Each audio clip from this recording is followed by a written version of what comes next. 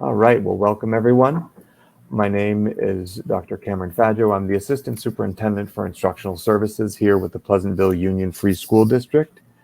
And George, I'll let you introduce yourself. I am the high school curriculum coordinator here at Pleasantville.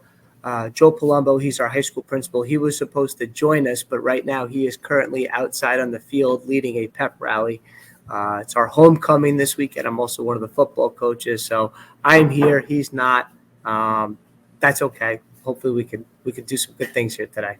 Yeah, and it's a team effort and more in name and lip service because George and Joe Palumbo have been working together very closely to drive the direction at the high school level for this work. So this is really a chance for us to share our strategy and our approach and really kind of give you some ideas, give you a framework. As was mentioned during the kickoff for the keynote, resources will be available. The session will be recorded. It is being recorded as well, so you can come back to this if you want to review things, but this slide deck will be shared out with everybody after our presentation today. So where we wanted to start is really give you an overview of our plan and the 5 different dimensions of this work. This is something that Pleasantville has been engaged in really for the past 5-6 years, and even more beyond that, but I would say as a very focused, targeted trajectory. We've been working on this work collectively since around 2016, 2017. So to give you an idea of the different areas, and we'll dive into these, and George will be giving us a real deep dive in what they've been doing at the high school level specific to this plan. But for us, really, it's about assembling stakeholders, having this district-wide plan, and really having that be stakeholder-infused. Gathering input from students is critical, and of course, it's obvious, but it's very much a central tenet of our work and something we wanted to highlight. Identify building level goals, and I think what's been really critical to our success is as we go along, having that building level input and involvement is critical, and as well as addressing requirements and goals. And this is nice because as we all roll into the next year and a half, the reality of our requirements in terms of what we need for teachers and being able to staff our classes and being able to offer the kind of educational experiences we want, those are going to come to the fore as we get to the implementation phase of the CSDF standards. So the first part here is about assembling stakeholders. And again, this will really just be a high level. I'm not going to dive too deep, but talk a little bit about what we're looking at and what we've done. So for us, we really made an effort to bring together stakeholders and representatives from every corner of our community. And that means teachers, teacher leaders, parents, students, administrators at the building and district level, as well as appropriate educational partners. Certainly, Leanne DeLizer and CS4All has been a resource for a number of different districts. So it's not uncommon, and George will speak a little bit to the high school Project Lead the Way implementation. Those vendor partnerships are essential as we kind of come together, but central to our work is making sure that it reflects our voice. Every district here is a unique organization. Same for us. We wanted to make that we were very mindful of that. Kind of get an idea of what we've done. We did a handful of different meetings, community-based committees, and really use that to shape the initial direction. I talked a little bit about why we did it. And of course, the importance is when you think about building out your plan and who's involved, you really need to have that voice and that representative voice, and it needs to be at multiple stages throughout. And that's something that's very reflective of the work that we do. Moving on, the next part for us was creating this district-wide map. And for us, we really took a step back and we wanted to take stock of what we were doing and what we were offering as a district to say, well, what kind of experiences are we offering our students? And you'll see there's a bit of color coding here going on. The green were things that we were already doing, the yellow were things that were in process, and the red were areas where we weren't necessarily putting anything into play. But these are the things that we, as a stakeholder-driven and infused group, were able to come together and build. So as you're thinking about your own work, thinking about, do you have an articulation of what you're teaching? And then finding a way to align it to the CSDF concept areas. I want to say it's amazing that we have so many sessions going on, and I will encourage you to, after attending this, because we want everybody to stick around, make sure you check out some of the other sessions and learn more about the standards, the concept areas, and be able to figure out a way to tie that in. So some of the major aspects for us, it was really breadth, depth, and approach, sort of looking, and this is standard curriculum development, right? So for us as a district, we took a breadth-based approach and a spiraling alignment to make sure that as we build out and make sure that everybody can see. I'm sorry, I'm getting distracted by the chat. Is everybody able to hear us okay? If everybody wants to just give us a yes in the chat, just to make sure. Thank you, Jennifer. Okay, perfect. Just wanted to make sure we weren't going and losing you there. But you get the idea with our approach. As far as our philosophy, for us, we really wanted that visualization. And as you can see, we just used a spreadsheet to do that. And then once you start to do this, you get a sense of that financial impact. What does this mean from a budgetary standpoint? What does this mean from a staffing and sustainability? And what does this mean from a expansion? And again, George will dive a little bit into that more as he jumps into the high school. Yeah, I just wanted to jump in and add, we're not necessarily just talking about coding in the computer science program. We're also talking about the digital literacy, the fluency standards. We're talking about bringing these tools and technologies into the everyday classroom, having teachers be prepared, how they can articulate the type of technology they're using in their classroom, and the expectations for students while still building skills. You know, one of the things we got out of these focus groups that we ran with these committees is, well, I want my child to be able to use technology. That's a very broad statement.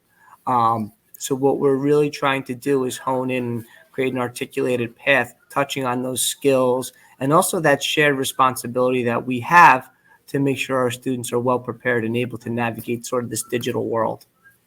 Exactly. To that point, it's really gathering that input from the students. George, you want to talk through this and just give an idea of how that's kind of taken shape? Yeah, so several years ago, we launched our one-to-one initiative where we tried to get the hands. We have a 2-in-1 Dell device that we've given to each one of the students. And that was sort of our baseline. So before we moved any further, we wanted to make sure that all students were able to have access. And before we started working and trying to develop programs and classes, we really took a second and we surveyed the students. And we surveyed the students in the high school and in the middle school to see what their expectations were, to gauge their interest level into CS courses and the pathway that they wanted to sort of take, and if anyone was interested in pursuing it at the post-secondary level. We have a school of about 550 students, so we're on the smaller side. Financially and sustainability, it wouldn't have made sense for us to go and survey the school and only have 10 students say, we want to pursue computer science. But what we ended up finding was through our survey work, especially with the 7th and 8th grade and moving forward, those numbers were closer to the 50 to 60% range of students being interested in some type of computer science class or some type of computer science program.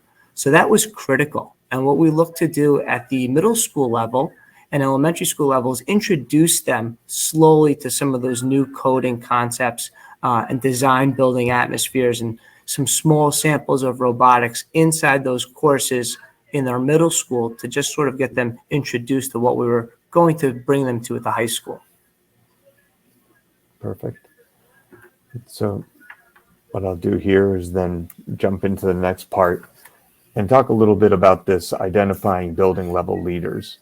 And so as we continue to survey the students to get a sense of their interests, as well as to have a plan in place and to sort of bring together those stakeholders, I think this is really a key part and something that tends to get lost in the shuffle, meaning as different people are thinking about it, what does this look like when we have it at the district level? And then really more importantly, what does it look like at the building level, and identifying those leaders? And that's something that takes shape. And we have the benefit of having multiple leaders in our buildings. Our principals and our assistant principals, as well as our curriculum leaders, are all very much supportive of this work and drive this work in a very hands-on way, which is critical to being able to map out the program of instruction,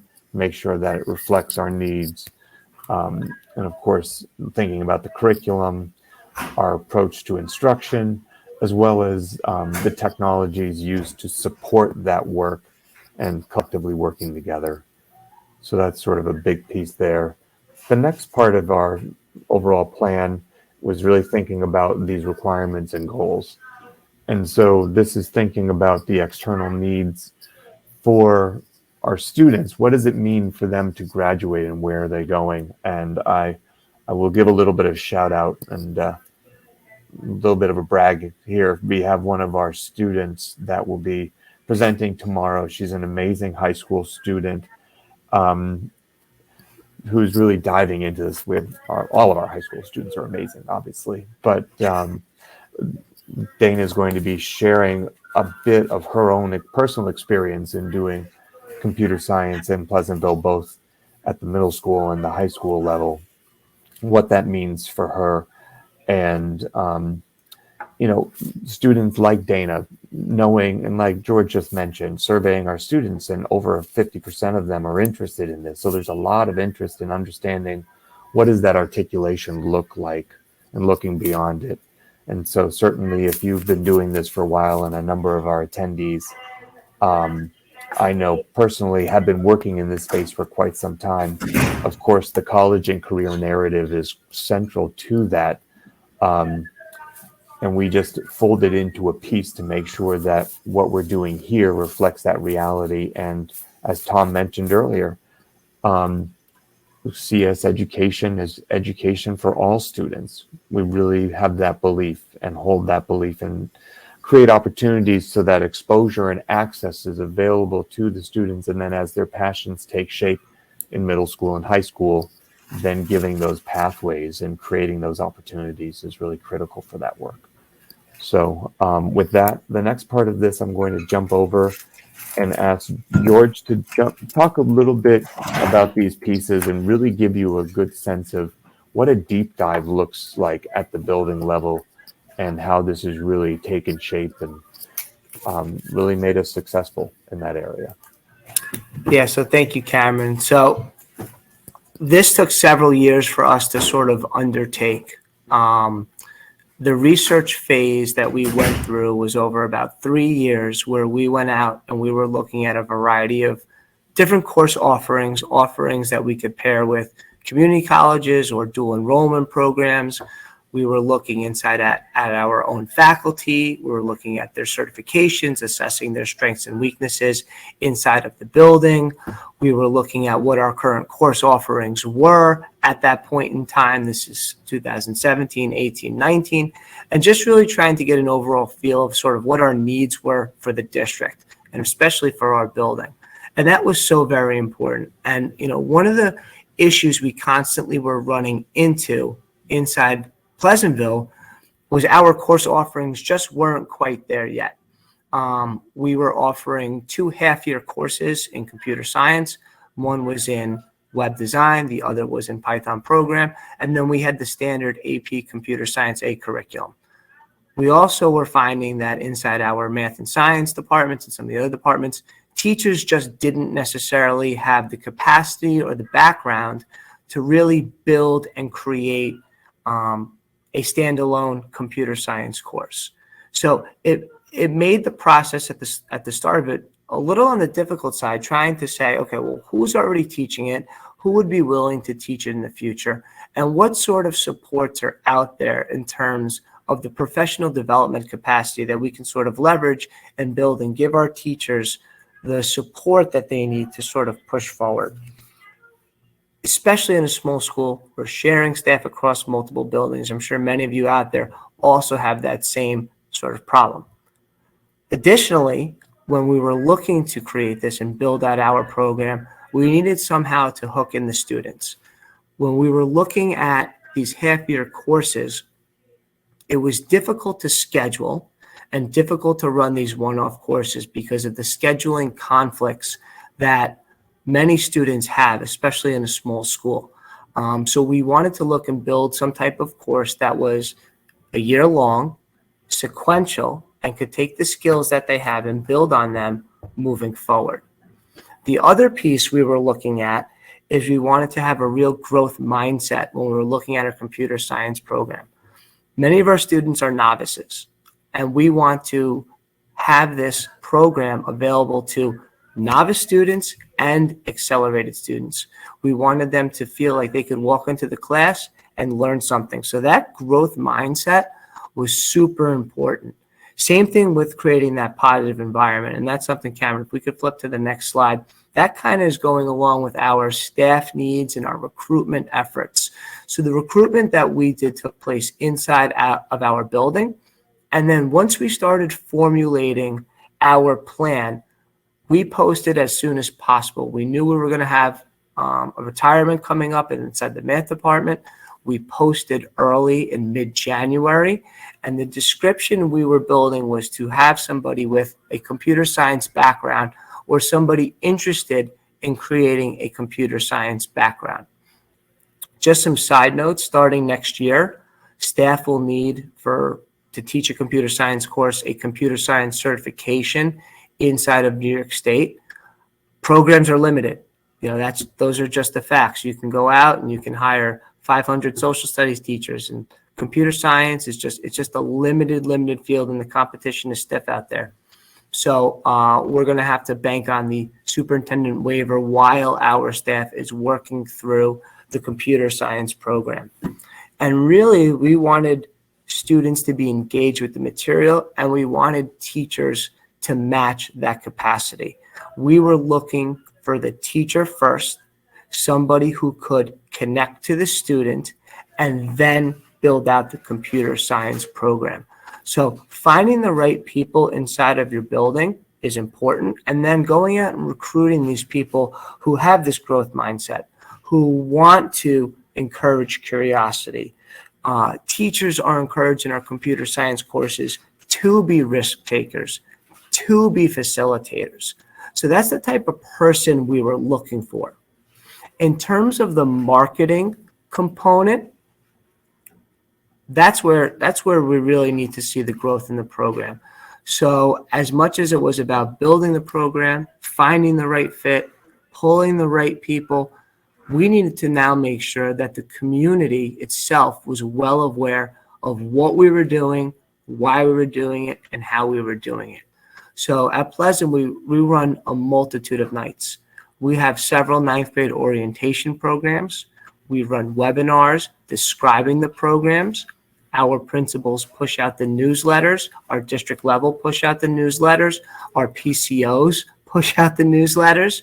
And we run multiple evenings, not only to the ninth graders, but also to our new programs and our advanced programs. We do this across our night evenings so that all students have access to it, parents have access to it, and then specifically our next touch point is with the guidance counselors.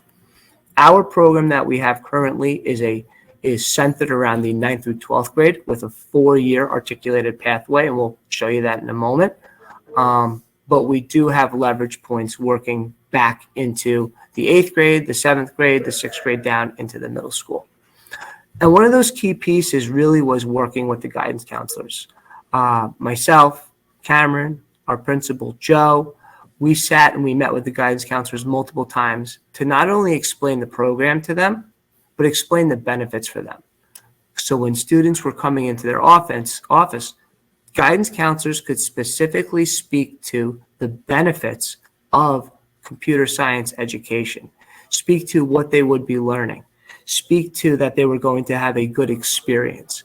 And that was the other key piece that we were looking to do. We wanted to balance exposure with rigor. If we could get the students into the class, we know we could keep them inside of the program. So that was kind of our sequence and our timeline moving forward. Awesome. Thank you. I'm going to add a couple of notes for our attendees. Thank you, Michael, for your note about the Statement of Continued Eligibility, which is the SOCE. If you see that, we're referencing the 2023. And I think there's a little bit of movement, right? Michael's kind of noting this in the chat for us. So, it's pushed. Great. That's good to know. Yeah, right. So there's some changes that are coming down the pike, which is good to know because, right, that hasn't necessarily happened yet. Also encourage everybody to throw questions into the Q&A so we don't get them lost in the chat thread, because there are a lot of great questions and we want to circle back because we'll be wrapping up with the sort of the formal piece here, but then really diving in and jumping into those questions. I think that's the one challenge about this virtual format is it doesn't really give us a chance to read the room too much. But I was just scanning through our attendees and there are a lot of amazing voices in this room. So if we can highlight a few of those for everybody, it's all the better. So I'll jump to the next part here. And George, if you want to just talk through a little bit about the high school articulation. And real quickly, there was a question about, is it middle school and high school? To give you an idea of what we do for computer science in Pleasantville. And again, I preface this with by saying our district looks a particular way and your district may have, you'll have a different configuration, right? You might not have, a computer class in the elementary or, a quad where you could do a rotation. So real high level K-12 district, our elementary is K-4, and we have a 6-day rotation, and students as part of that rotation get a computer class every 6 days, as well as push-in opportunities into their core classes. Once we get to the middle school level, we do have a computer STEAM engineering quad for grades 5, 6, 7, and 8. And once the students get to 8th grade, there is a year-long design and engineering course that all 8th grade students take rolling into the high school. I will just leave it at that because George will do, that whole overview for us there. Yeah, so you can see our standalone course offerings in the past, half credit for Python, half credit for web design, and then a full year of AP Computer Science A. And it became very difficult to schedule. The other component of it is they were just standalone electives. So in our research, we were figuring out students want to know, what is it? What am I getting out of this course? What is the benefit to this course, rather than just filling it with a half-year credit? So we were doing a bit of marketing, a bit of advertising when we were sort of building this out. And the reason why we went with Project Lead the Way is it was able to give us a 4-year sequence. It had some name recognition, it had some strength behind it, and it really allowed for our teachers to engage in significant professional development that was really going to push them forward and expose them to the curriculum. So to give you some numbers, like I mentioned before, we're a school of about 550 students. Previously, under our half-year credit designs and our AP Computer Science, we only had about 30 students total taking those courses. This is the first year we're into our new design. We had over 95 students register to take one of the courses, and we're in the mid-60s. So we've doubled our student enrollment in computer science. Many of those students are found inside our first foundational course, that Intro to Computer Science Essentials. We have about 50 students. We have 2 sections filled with students taking that course, the majority freshmen and some sophomores. And what that has shown us is we made building that class in the schedule a priority. So whoever builds your schedule, that course has got to move to the top of the list. And it's the way we're trying to grow this in the future.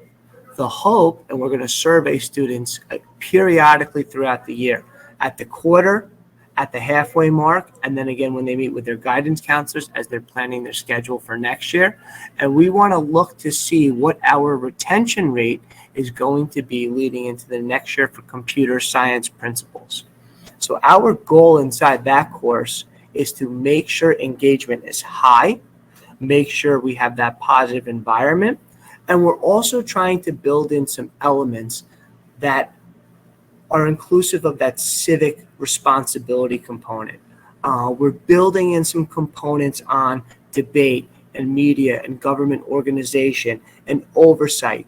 Some of those softer digital skills that kind of tie into computer science, and we're trying to really round out the experience for those freshmen. So as they progress through the program, they have that core knowledge. Great. One thing I'm going to do is we're getting some requests for the slides, so I'm going to stop the screen share. Just give us 1 second. Yeah, we found it was very difficult for us to hire staff or find staff in-house that had the capacity to build out their own course, especially to make it a year long, especially to keep it high engaging, and especially to build out that rigor across, the 4 years of high school. So for us, this was the best pathway to go.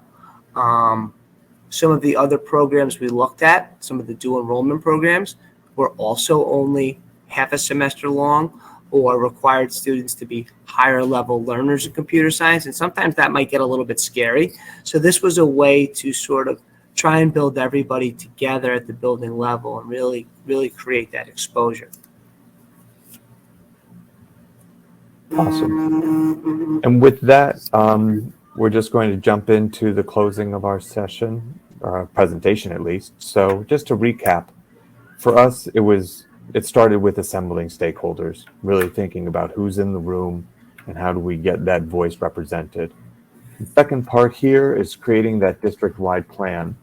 I want to make sure that we sort of amplify those voices and those individuals that are making this possible, meaning that in Pleasantville, we were able to utilize some in-district resources and some knowledge and experience here to build out our initial plan.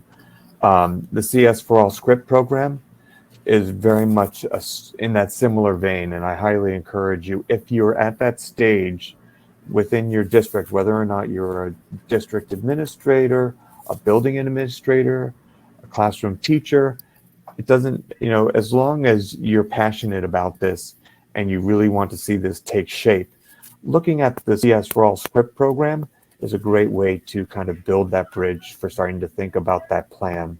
Another excellent resource for us in New York State is our BOCES, our cooperative services organizations throughout the state. There are 38 of them. We also have our regional information centers. There are 12 of those. And depending on your region, sometimes you tap into one or the other. I know a couple of the attendees here are some of our statewide leaders in this work with those organizations. So look out for them, tap them if they are in your region, and make sure you think about what that plan is, because you want to have the people together, you want to have your plan together, and then you also want to make sure that your student voices are heard. I mean, and George touched on it multiple times, right? And it's so critical for that voice to be there. And it's worth noting, it's something that we do as an ongoing part of our work. It's not something where we sample the voices and say, well, this is where we are, we build the program and we leave it, right? It's always that ongoing work. So it's really worth noting that. And that's important. That's so important. Getting that student input, not necessarily about, not additionally to what they want to take, but why they're staying in their course, the relationship they have with their teacher, the environment that they're in. Those are really important benchmarks and data, because if a kid is not having a good experience inside that computer science course, then they're going to go take art, or they're going to go take dance, or they're going to go take another world language, or they're going to go take AP psychology. So, keeping the captive audience is so critical. And we do this with multitude of our electives when we launch these new programs, and that feedback is critical. And then we consistently meet with the teachers. We share these results. The teachers see them, and we want the students to be open and honest and be critical. Definitely. After we focus on the student input piece for our plan, another piece that's critical, of course, is identifying those leaders. And I really, give a shout out to Joe Palumbo and our middle school principal, Don Mera, and our elementary principal, Rachel Hunger. Each one of those building level leaders is they're interested in this, and they know that as a building leader, you have any number of different priorities and changing situations day to week to month to hour, right? It's the nature of the work. But what we have here in Pleasantville, and we strongly encourage you as you keep working on this process and building out your own program, is really making sure that those individuals in your buildings have that support and are connected, and George has been leading this in the high school in a tremendous way, and you can just get a sense of how deep it is for us, and that's really a major piece. So keep that in mind, of course, as you're continuing to build out. And then the last part here, it's certainly last, but certainly not least, is thinking about those requirements and goals, knowing that the landscape is changing. You're here, so you're in the right place, meaning you are hearing the right message at the right time and being informed at a critical point in time. Those districts that aren't here will have to get here at some point, right? And it's safe to say, and George, you can correct me if I'm wrong, but I would say, we're doing a lot of amazing things, but we don't have all of the answers, right? We're continuing to move forward. We have a great plan, right? And we really embody that and internalize that in our work and our processes, but being able to showcase that is really critical. So with that, our final recap of our picture, and you of course have access to the slides. I will post that, or I'll paste them into the chat again if anybody wants access to that. And we have a ton of questions. So with that, so I'll take the first one. Please. Yeah. So question says, what would you say was important during your planning implementation, and what would you do differently? So the most important thing everything's important, honestly, but from start to finish, it was just sort of taking our time and really sorting through the different programs. Everybody has different ideas on how the program should work. Everybody has different ideas how the program would operate. And we kept going back to the same foundational question. What's best for all of the students? What's best for all of the students? If we built a certain type of class, would we only be reaching X amount of students? So that was tremendously important in our planning implementation phase, as well as getting word out to the community. That was the next most important thing. These are offered, and we started early. So we started community nights, I want to say in November for the following year, getting that word out, meeting with the guidance counselors, articulating to them the pathway and the design and the options and the flexibility, as well as with the scheduling. In terms of what we would do differently, it's hard to say because it's still pretty early in the process. But one of the things that I would do differently is I would work to maybe include some more elementary voices, because those are going to be our next cohort of students that we're going to receive. When we did this, we really focused only on the initial 6th, 7th, and 8th graders that were going to be coming up the next 2 to 3 years.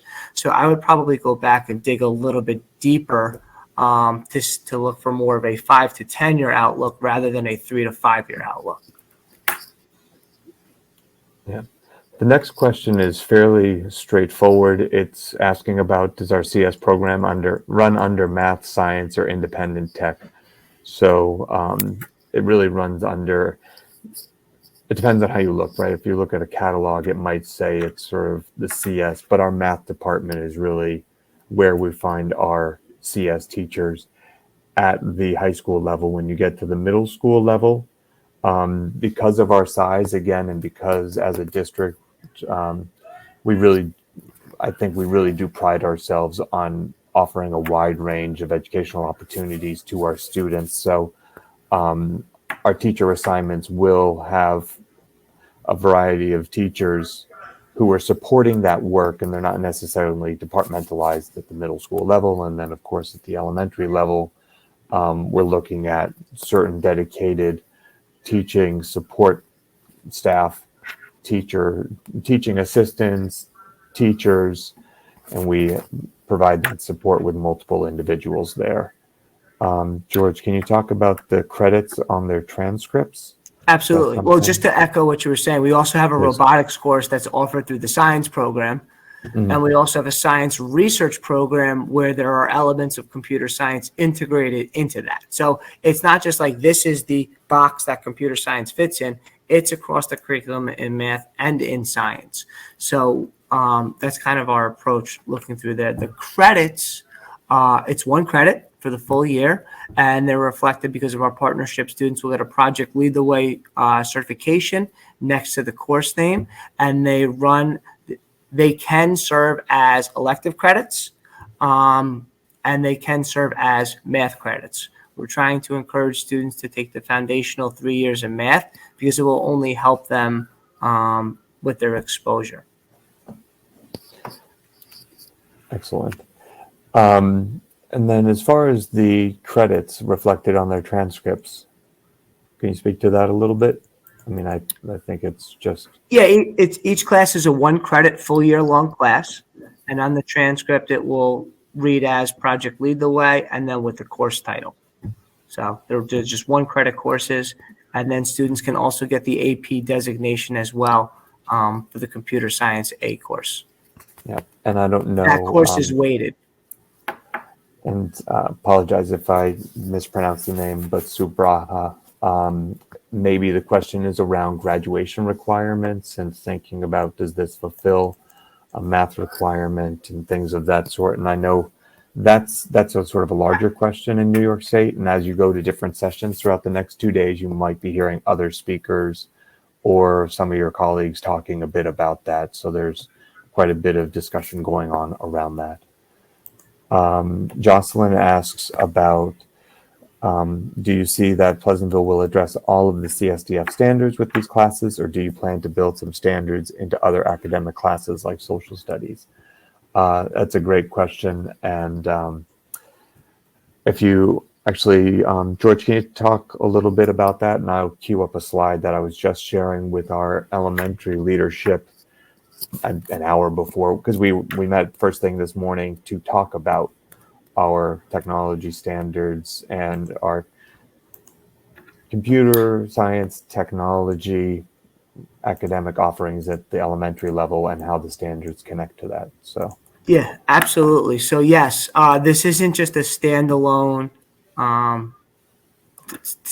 program here. When we're looking at the standards in terms of the digital fluency and the digital literacy components, those are infused throughout the entire curriculum when students do any type of research, when they're looking through digital tools, when they're collecting artifacts, when they're publishing their works. We teach foundational skills inside of our English departments prior to research papers, as well as the science department. So we're building those standards all throughout. And in some of the social studies classes, in our higher level courses, we're really looking to engage in social media and government regulation, how that sort of fits into the narrative in our AP government class. So we are really articulating it throughout. We've also run workshops with teachers addressing the standards to them. showing them what students should know and how they're supposed to sort of build this in. Our goal this year for our high school specifically is on communication. So we will be running workshops for our teachers on high leverage tech tools, utilizing that, finding appropriate resources and sort of infusing it that way as well. And so what I've pulled up here is a slide deck from a previous presentation that we did with NiceGate and COSIN for some individuals who are thinking about doing this work. So of course here you see the concept areas that are in the standards, and what we did was really wanted to sort of highlight and amplify where these pieces are getting addressed and everything that George just mentioned. And this is actually part of the design of the standards as well. Certainly in other sessions, they'll be talking about how the standards have been developed and designed. But for our purposes, it is very much a stakeholder infused. It was a stakeholder infused process, and it continues to be driven by the voices of educators and administrators and educational partners throughout the state.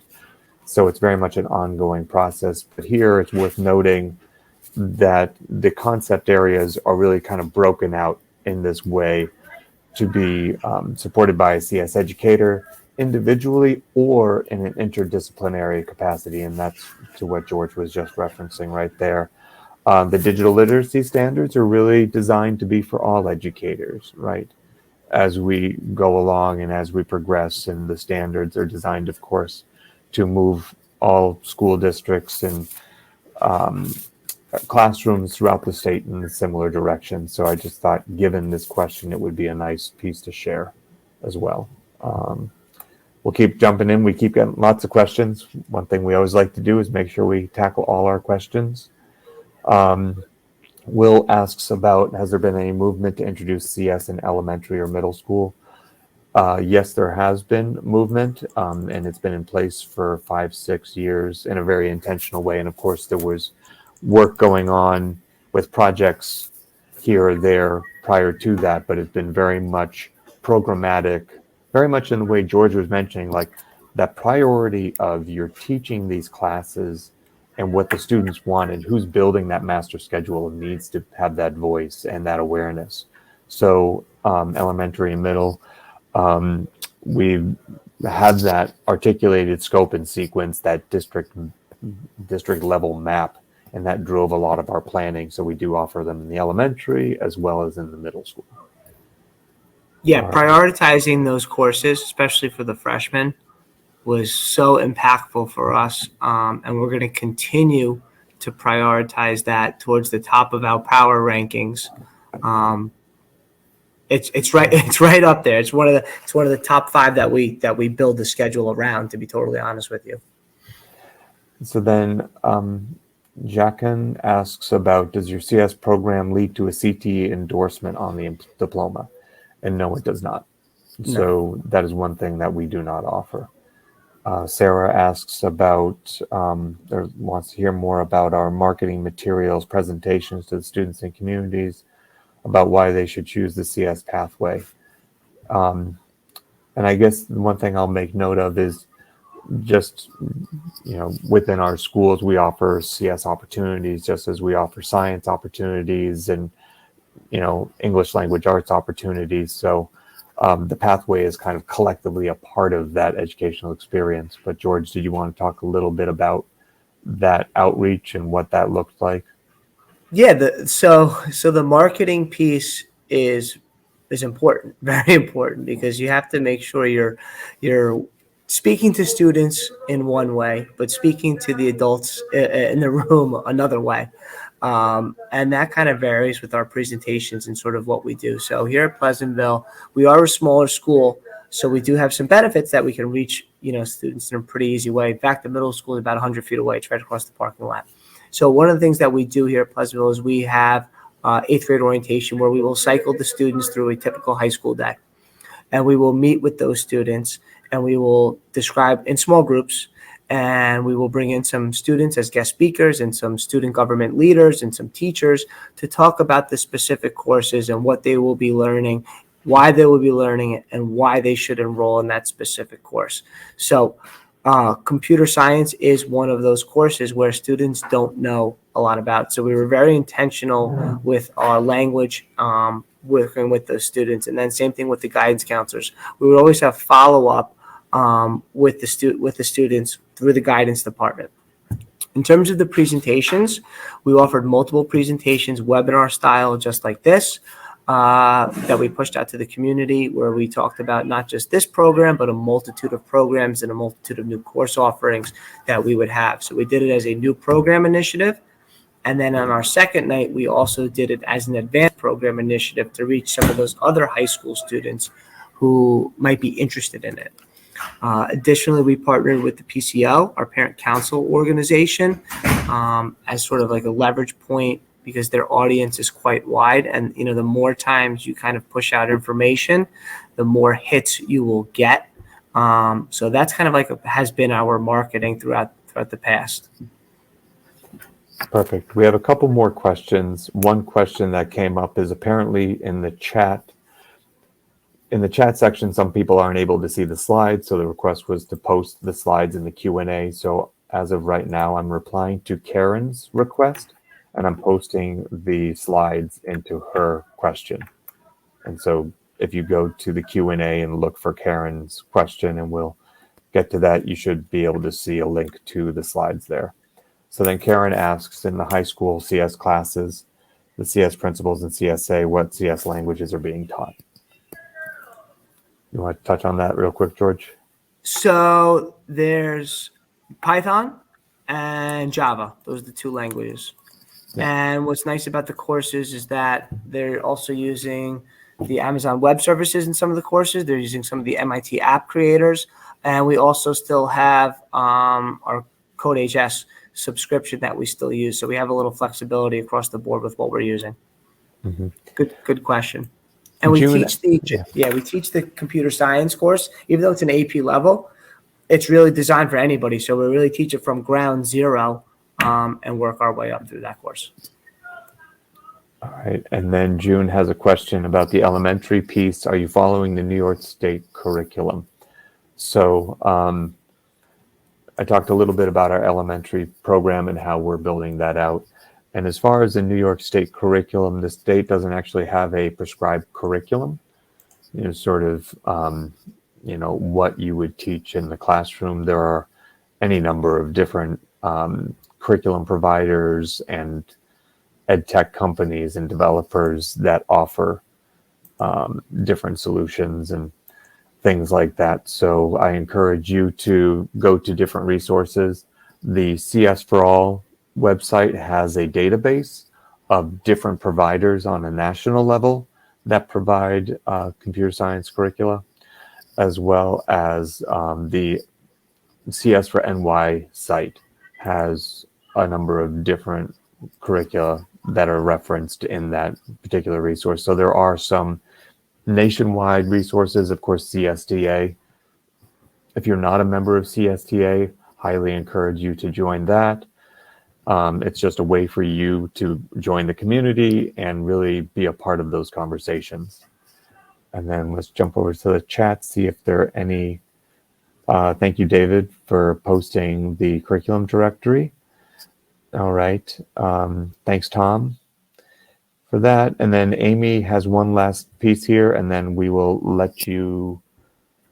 Oh, okay. So the next session starts at 10:40, and they open at 10:35. So if we wrap this in a couple of minutes, that gives everybody a few minutes to stand up. Make sure you get your standpoints in, stretch your legs. And we strongly encourage you to continue going to sessions throughout the day. And David makes a great plug for CSTA, because really CSTA is that ongoing community that really can help you with your practice. So, and then there was this question from Amy about, and Jason makes a note of joining CSTA is free. So there's really no reason not to join. That's kind of the way that goes. So Amy asks, did you look into having field experts come in to teach or lecture with the teacher supporter? And and looking at that. Certainly, one avenue that's available is Microsoft Teams. There we go. It's our bells. We're here.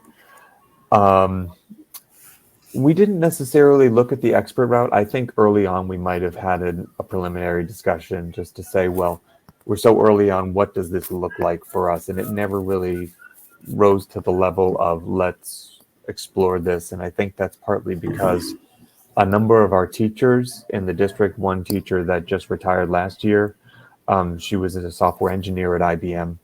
And so she had that extensive professional experience. And as a math teacher and as somebody who is, very well versed in both the content and classroom instruction, it didn't make sense for us. But for those districts that do need additional resources, you really can't get any better than Teals. Teals is really the way to kind of bring all of those pieces together. And so encourage you to take a look at that. Yeah, so another thing, Amy, that is super important to keep in the back of your mind, we did incentivize for our teachers. We had them earn in-service credit for their trainings as an avenue for promoted growth. That was a financial impact we thought was necessary to grow our program. When you bring in an outside lecturer, you might get into some union issues there about taking union jobs. So you have to sort of be careful with that as well. I would try to find and tap somebody who's in-house first. In terms of companies, you could do some volunteering to start building maybe some traction through clubs or one-off events. That's a possibility. But in terms of a guest lecturer, that's not something that we were really entertaining. Perfect. With that, oh, look at that. Hi, Lauren. It's so funny. I didn't even put the last name together. So Lauren Humphreys was one of our team members here in Pleasantville, and Jocelyn teaches CS just up the road from us. So that's pretty funny. Tell her we say hi. Thanks to everybody for joining us. Thank you for taking the time out of your day to learn more about this. And this recording will be available to you after this session. Enjoy the conference and have a wonderful weekend. Thanks, everybody. Thank you, everybody.